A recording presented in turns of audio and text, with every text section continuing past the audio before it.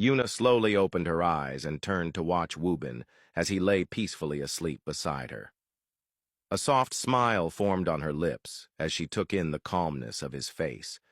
It almost felt like a dream, a moment she had yearned for, longed for, and now it was finally real. Carefully, she reached out and caressed his face with her fingertips, savoring the warmth of his skin. In that quiet moment, she silently made a vow to herself. She would never let him go again. They belonged together, and she was going to work harder than ever to become a better partner for him. Gently, Yuna got out of bed, careful not to wake him. She tiptoed out of the room and made her way to the kitchen, deciding to make him a cup of coffee.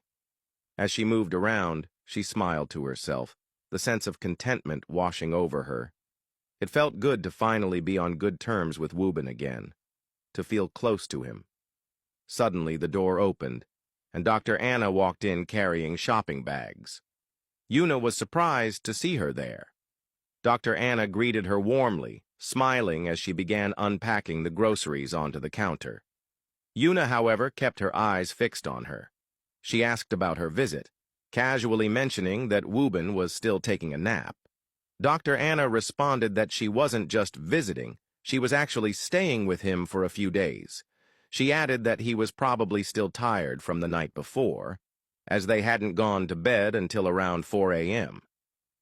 Yuna stood there, stunned by the information.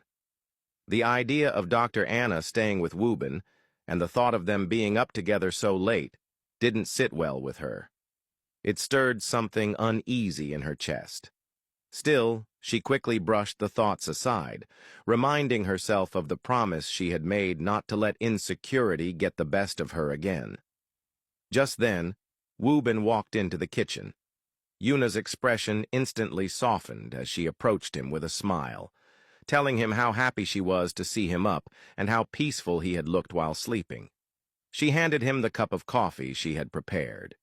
Wubin smiled and accepted it, but before he could take a sip, Dr. Anna stepped in, taking the cup from his hands. She reminded him that he no longer drank coffee because it kept his mind too active, which often led to overthinking. Wubin nodded in agreement, apologizing for nearly forgetting. Dr. Anna offered to make him a cup of chamomile tea instead, explaining that it was better for calming the nerves. Yuna stood silently watching the exchange. The way Dr. Anna spoke to him, how effortlessly she seemed to know everything about his habits and needs, made Yuna feel increasingly out of place. Then Wubin turned to her and gently took her hand, asking if she was ready to have the conversation they had postponed earlier. Yuna hesitated for a moment, then slowly nodded in agreement. Just as they were about to leave the room, Dr. Anna chimed in with a reminder for Wubin to avoid any stressful or negative discussions that might worsen his emotional state. She added that she would bring him the chamomile tea shortly. That was the final straw. Yuna snapped. She abruptly pulled her hand away from Wubin's grasp and marched over to Dr. Anna. The patience she had clung to was gone. The silent insecurities she had tried to suppress boiled over. She had had enough of Dr. Anna's constant interference, the way she inserted herself into everything concerning Wubin. Yuna was no longer willing to stand by quietly.